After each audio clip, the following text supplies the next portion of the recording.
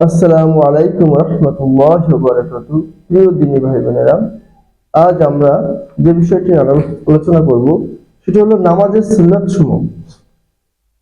নামাজের দাঁড়ানো অবস্থায় সুন্নাত 11টি।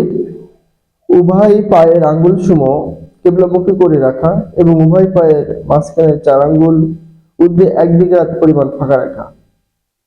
নাসাই হাদিস নম্বর 892। দুই নম্বর তাকবীরে তাহরিমার সময় চেহারা কিবলার দিকে রেখে নজর সিজদার জায়গায় রাখা এবং হাত ওঠানোর সময় মাথা না ঝুঁকানো। তিরমিজি শরীফ হাদিস নম্বর 304। উভয় হাত কান পর্যন্ত ওঠানো এবং উভয় হাতের বৃদ্ধাঙ্গুলি মাথা কানের লতি পর্যন্ত ওঠানো। মুসলিম শরীফ হাদিস নম্বর 391।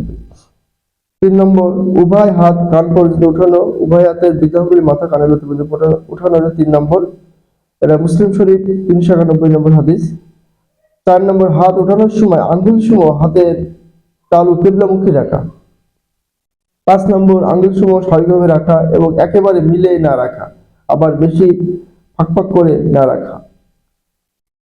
6 নম্বর ইমামের তাকবীরে তাহরিমা বলার পর সাথে সাথে মুক্তাদিদের তাকবীরে তাহরিমা বলা। অবশ্যই খেয়াল রাখতে হবে মুক্তাদিদের তাকবীর তাহরিমা যেন ইমামের তাকবীরে তাহরিমার পূর্বে শেষ না হয়, এরূপ হলে মুক্তাদিদের নামাজ হবে না। মুসলিম শরীফ হাদিস নম্বর 414, 415।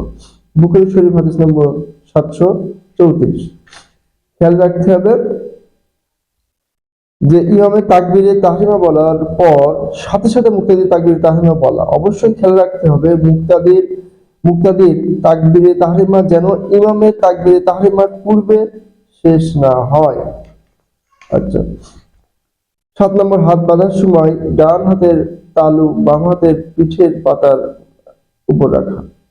হাত বাঁধার সময় ডান হাতের তালু বাম হাতের পিঠের পাতার উপর রাখা। আবু দাউদ শরীফ 756। মানে এরকম ডান হাতের বাম হাতের তালু শুধু এভাবে রাখা। ডান হাতের বৃদ্ধাঙ্গুলি এবং কনিষ্ঠগুলি দ্বারা গোলাকার বৃত্ত বানিয়ে হাত কবজির মতো ধরা। তিরমিজি শরীফ হাদিস নম্বর 252। ইবনে মাজাহ হাদিস নম্বর 811। ডান হাতের বৃদ্ধাঙ্গুলি ও কনিষ্ঠাঙ্গুলি দ্বারা গোলাকার বৃত্ত বানিয়ে বাম হাতের কবজি ধরা। এই এরকম ধরা। অবশ্য 3 আঙ্গুল বাম হাতের উপর স্বাভাবিকভাবে বিছিয়ে রাখা। নাভির নিচে হাত বাঁধা বা আবু দাউদ হাদিস নম্বর 756। এই হাত বাঁধার বিষয় সহিহ হাদিস। এখানে নাভির নিচে বাঁধার বিষয় সহিহ হাদিস এবং নাভির উপরে বাঁধা বিভিন্ন হাদিসে প্রমাণিত। যে যেমনটা অনুসরণ করেন।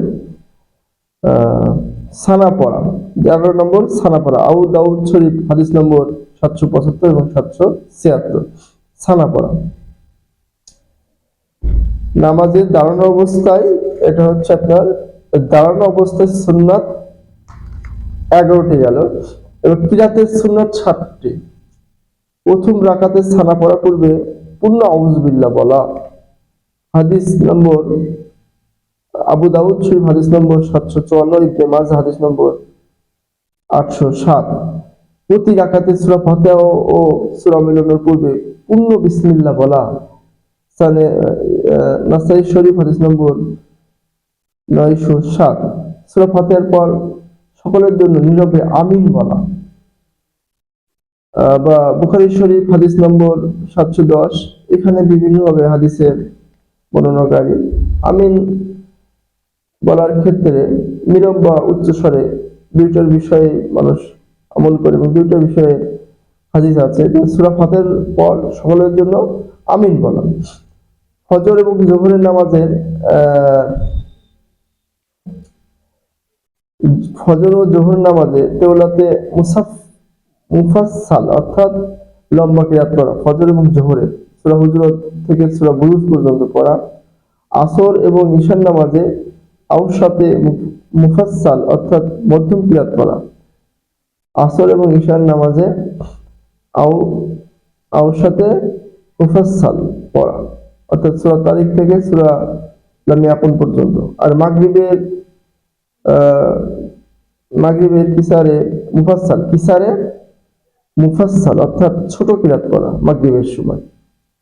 তো জুলজিলাত থেকে সূরা নাস পর্যন্ত প্রতি রাকাতে যে কোনো একটি সূরা বা কোনো কোনো সময় বড় সূরা থেকে পরিমাণ কিরাত পড়া। এখানে স্থানে ইবনে নাসাই শরীফ 983 নম্বর এখানে বলা হচ্ছে যে তিন নামাজের ক্ষেত্রে সূরা নির্বাচনের ক্ষেত্রে ফজর এবং জোহর নামাজে তেওলাতে মুফাসসাল অর্থাৎ লম্বা কিরাত পড়া এবং আসর এবং ঈশার নামাজে আওসাতে মুফাসসাল অর্থাৎ মধ্যম কিরাত পড়া এবং মাগরিব নামাজে ইশারে মুফাসসাল অর্থাৎ ছোট কিরাত পড়া। ফজরের প্রথম 2 রাকাত দ্বিতীয় রাকাত অপেক্ষা লম্বা করা। ফজরের প্রথম রাকাত দ্বিতীয় রাকাত অপেক্ষা লম্বা করা। অন্য নফল উভয় রাকাতে কিরাতের পরিমাণ সমান রাখা উচিত। মুসলিম শরীফ হাদিস নম্বর 451 এবং 452। কিরাত অত্যন্ত তাড়াতাড়ি বা একেবারে ধীরে গতিতে না পড়া অর্থাৎ মধ্যম গতিতে পড়া। মুসলিম শরীফ হাদিস নম্বর 733। 7 নম্বর ফরজ নামাজের তৃতীয় এবং চতুর্থ রাকাতে শুধু সূরা ফাতিহা পড়া। বুখারী শরীফ হাদিস নম্বর 776। রুকুর সুন্নাত 8টি। তাকবীর বলা অবস্থায় রুকুতে যাওয়া। বুখারী শরীফ হাদিস নম্বর 789। উভয় হাত দ্বারা হাঁটু ধরা। বুখারী শরীফ হাদিস নম্বর 790। হাতের আঙ্গুল সহ ফাঁকা করে ছড়িয়ে রাখা। আবু দাউদ শরীফ হাদিস নম্বর 731। উভয় হাত সম্পূর্ণ সোজা রাখা এবং কোনোই বাঁকা না করা। আবু দাউদ শরীফ হাদিস নম্বর 734। পায়ের গোছা হাঁটু বা উরু সম্পূর্ণ সোজা রাখা, হাঁটুর সামনের দিকে বাঁকা না করা। আবু দাউদ শরীফ 863। মাথা ও পিঠ কোমর সমান রাখা, উঁচু নিচু না করা অর্থাৎ পায়ের দিকে নজর রাখা। বুখারী শরীফ হাদিস নম্বর 828। মুসলিম শরীফ হাদিস নম্বর 498। রুকুতে কমপক্ষে 3 বার রুকু তাসবিহ সুবহানা রাব্বিল আযীম পড়া। আবু দাউদ শরীফ হাদিস নম্বর 889। রুকু হতে ওঠার সময় ইমামের সামি আল্লাহু লিমান হামিদা এবং মুক্তাদি রব্বানা লাকাল হামদ একাকী নামাজ আদায়ের ক্ষেত্রে ওয়ার্ডটি বলা। বুখারী শরীফ হাদিস নম্বর 789 এবং 733। রুকু থেকে উঠে সম্পূর্ণ সোজা হয়ে এবং এক তাসবিহ পরিমাণ স্থিরভাবে দাঁড়ানো।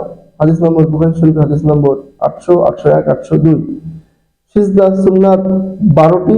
তাকবীর বলা অবস্থায় সিজদায় যাওয়া। বুখারী শরীফ হাদিস নম্বর 803। সিজদায় যাওয়া সিজদা উঠে হতে দাঁড়ানোর সময় তাকবীরে একালিপ থেকে অধিক টানা উচিত নয় অর্থাৎ এখানে সিজদার এবং সিজদার দাঁড়ানো মানে সিজদা থেকে ওঠার সময়। সিজদার সুন্নাত 12টির মধ্যে 2 নম্বর হচ্ছে প্রথমে 2 হাঁটু মাটিতে রাখা। নাসাই শরীফ হাদিস নম্বর 1089। আবু দাউদ শরীফ 838।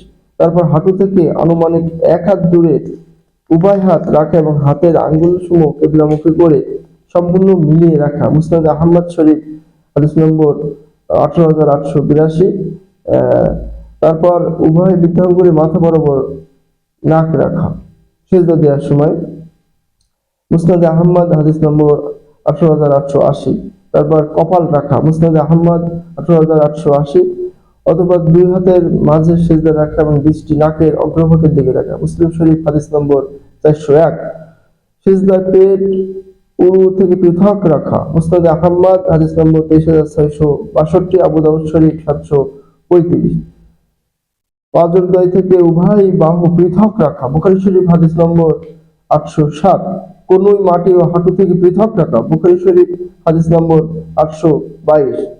সিজদায় কমপক্ষে 3 বার সিজদা তাসবিহ সুবহানা রাব্বিল আলা পড়া। ইবনে মাজাহ শরীফ 888।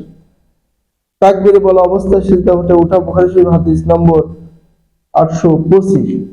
12 নম্বর প্রথমে কপাল, তারপর নাক, তারপর উভয় হাত, তারপর উভয় হাঁটু উঠানো। তিরমিজি শরীফ হাদিস নম্বর 268। নামাজে বসার সুন্নাত 13টি। নামাজে বসার সুন্নাত 13টি। নামাজে বসার সময় 13টি।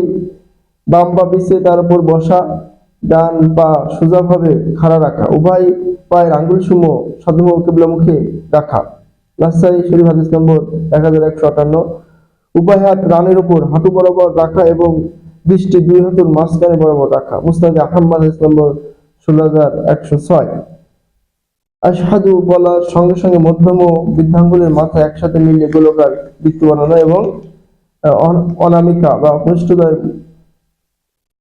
কনিষ্ঠদ্বয় মুড়িয়ে রাখা এবং লা ইলাহা ইল্লাল্লাহ বলার সময় সাদত আঙ্গুল সামান্য উঁচু করে ইশারা করা। তারপর ইল্লাল্লাহু বলার সময় আঙ্গুলের মাথা সামান্য ঝুঁকানো, হাঁটুর সাথে না লাগানো।